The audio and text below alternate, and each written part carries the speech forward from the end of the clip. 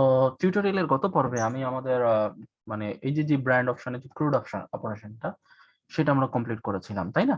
তো এখন আমি আপনাদের মোস্টলি ইন্টারেক্টিভ একটা জিনিস দেখাবো, সেটা হচ্ছে ইমেজ ইন্টারফেশন। সেটা কি কাজে লাগে? সেটা হচ্ছে যে আমরা যদি কখনো কোনো e commerce website, in future অবশ্যই আমি আপনাদেরকে দেখাবো কিভাবে একটা ই কমার্স ওয়েবসাইট ডেভেলপ হয়।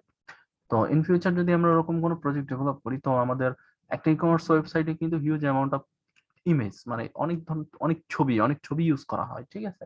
তো আমাদের ছবিটা যদি সাইজ অনেক বড় হয় বা হাইট ওইটা অনেক বড় হয়, সেক্ষেত্রে মেগাবাইট অনেক বেড়ে যায়, ঠিক আছে?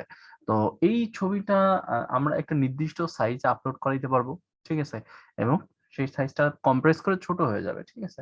তখন আমাদের কি হবে, ইমেজটা দ্রুত লোড হবে এবং আমাদের ওয়েবসাইটটাও কি দ্রুত লোড হবে, ঠিক আছে? তো এই ইমেজ ইন্টারফেশনটা আমরা কিভাবে আমাদের ওয়েবসাইটে ইউজ করতে পারি সেটা আমরা আজকে দেখবো। ওকে, তো চলেন দেখে ফেলি। এখন এখানে যেটা করতে হবে, আপনারা আসবেন Laravel ইমেজ ইন্টারফেশন, ওই যে নিচে চলে আসছে অলরেডি। এখানে আসবেন, এই যে ইমেজ ইন্টারফেশন ডট আইও, এখানে আসবেন। আসার পরে এখানে যেটা করবেন সেটা হচ্ছে আমাদের ইন্টারফেশন PHP কনফিগ, আচ্ছা এইটাই, ঠিক আছে, হ্যাঁ। ওকে, তো এখান থেকে আমাদেরকে যেটা এটাকে ইনস্টল করে নিতে হবে, ঠিক আছে?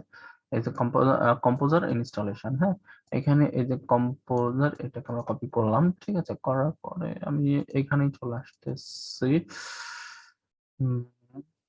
প্রজেক্ট অন, আর এখানে আমি গিট ব্যাশটা ওপেন করে নিচ্ছি। আমি ইন্টিগ্রেশন করতে পারতাম, কিন্তু এখান থেকেও করতে পারতাম।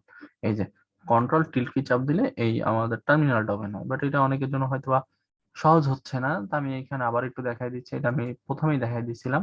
মাউস রাইট বাটন প্রেস করে এখান থেকে গিট ব্যাশ হেয়ার ওপেন করলাম, করার পরে আমরা এখান থেকে এসে এটাকে পেস্ট করলাম, হ্যাঁ। করার পরে এখন আমরা এটাকে ইন্টারপ্রেস করলাম, করার পরে এটা ইনস্টল হবে।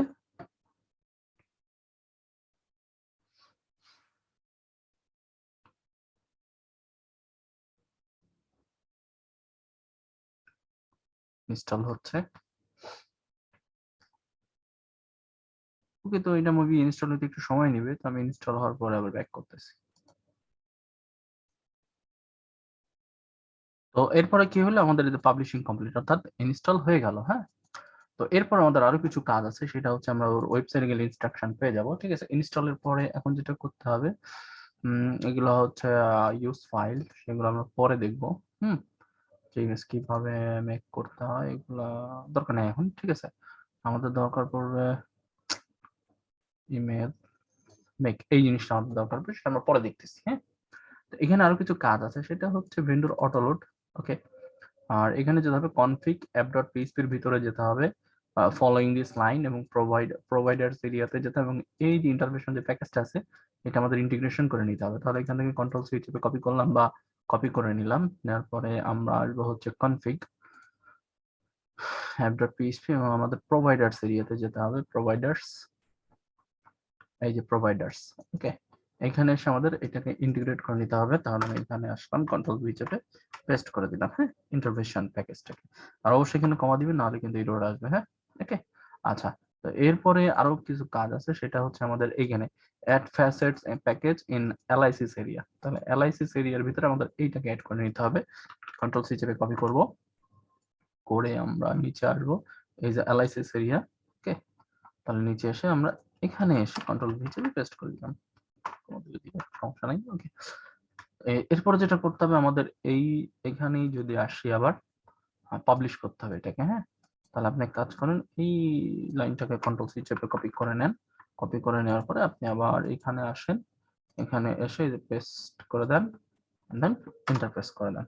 ওকে, তারপরে কি হলো, পাবলিশড কমপ্লিট হয়ে গেল, হ্যাঁ। ওকে, আচ্ছা। তো এই ক্ষেত্রে আরেকটা জিনিস আসবে, সেটা হচ্ছে একটা ইরর জেনারেট হবে আমাদের ক্ষেত্রে। তো সেই ইরোটা আমি নিজে থেকে আপনাদের জন্য জেনারেট করে নিচ্ছি আর কি, ঠিক আছে? আমি এক্সপ্লোর php.ini,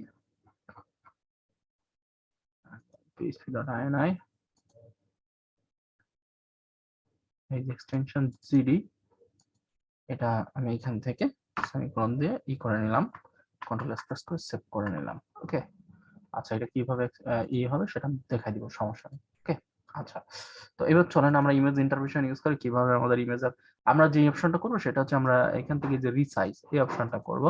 বাকি যখন আমরা ই কমার্স ওয়েবসাইট ডেভেলপ করব তখন আমরা বাকি জিনিসগুলো হয়তো বা দেখবো। হ্যাঁ, ঠিক আছে। তো এখন আমাদেরকে যেটা করতে হবে সেটা হচ্ছে আমাদের অ্যাপের আর কোনো প্রয়োজন নাই। ঠিক আছে, আমরা ইনসার্টের ক্ষেত্রে দেখবো। এখানে যেটা করবো সেটা হচ্ছে আমরা এতটুক আমরা কমেন্ট আউট করে দিচ্ছি। হ্যাঁ, ওকে।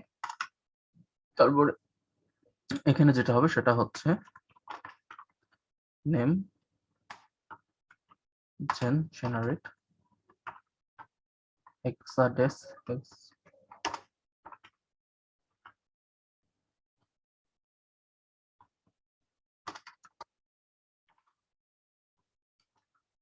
unique id। ঠিক আছে, এটা গেল। ঠিক আছে, আর এরপরে যেটা হবে সেটা হচ্ছে আমাদের গেট অরিজিনাল এক্সটেনশন এর সাথে একসাথে ইন্টিগ্রেট করে দিব। তাহলে এখানে brand image BRA brand image আমরা কিন্তু এই লাইনটা কিন্তু কমেন্ট আউট করিনি, এটা কিন্তু আমাদের রিকোয়েস্টের মাধ্যমে যে ইমেজটা আসছে সেটাকে কিন্তু ধরে নিতে হবে। হ্যাঁ, okay. Get CLI client original extension. Okay, আচ্ছা। আর এরপরে যেটা করতে হবে ইমেজ মেক। ওকে, মেক করে নিলাম। আর এখানে যেটা হবে সেটা হচ্ছে বিআর এন্ড ব্র্যান্ড ইমেজ। ওকে, এরপরে যেটা হবে রিসাইজ আর রিএসআই এসআই সেটি রিসাইজ আপনি কত বাই কত করতে চাচ্ছেন। আমি 300 হাইট 300 উইডথ করতে চাচ্ছি। ঠিক আছে, এরপরে এসএপি ইজ সেভ সেভ করতে হবে আমাদেরকে। ঠিক আছে, সেভ হবে কোথায় আমাদের সেভ হবে হচ্ছে আমাদের এই লোকেশনেই। Okay, control C control V, sorry এটা একটা সেভ। ওকে, আর এর সাথে যাবে হচ্ছে নেম চেন। ঠিক আছে, আর ফাইনাল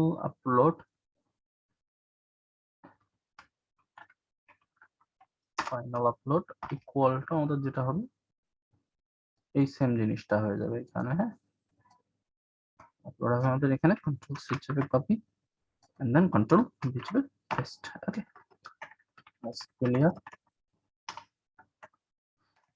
আর এখানে এই যে যে ইমেজের প্যাকেজটা আছে, হ্যাঁ, এইটাই ঝামেলা করবে।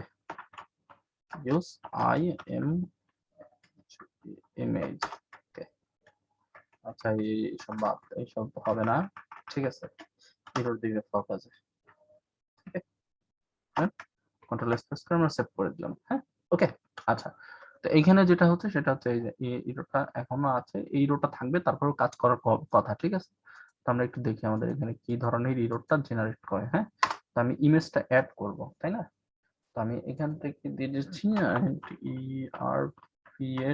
ইন্টারভেশন। ঠিক আছে, আর এখান থেকে এসে আমরা ইমেজটা অ্যাড করব। তাহলে আমি এখানে আসলাম, এটার হাইট ওয়েট কত আসছে আমাদের 600 গুণ 440। হ্যাঁ, এটা দিয়ে আমি অ্যাড করলাম।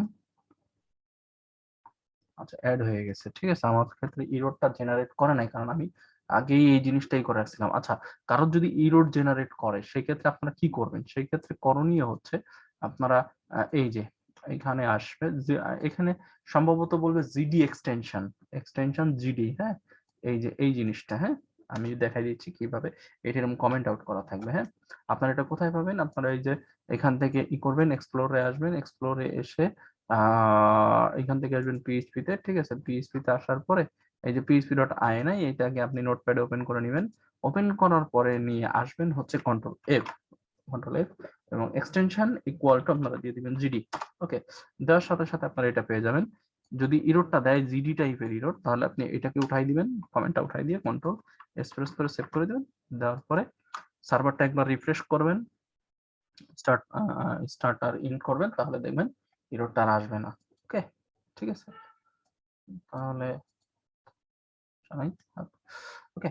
আর এরপরে যদি এখন আমরা দেখি সেটা হচ্ছে আমাদের ইমেজটা, র ইমেজটা আর কি, এটা সাইজ কত সেটা আমরা একটু দেখে আসি। ওকে, তাহলে এখানে আসলাম আমাদের ব্র্যান্ড, ওকে, ব্র্যান্ড এসে মাল্টি, এই ইমেজটা আমরা আপলোড করছি, এটা সাইজ ছিল হচ্ছে 59 কিলোবাইট আর 640 400, ঠিক আছে।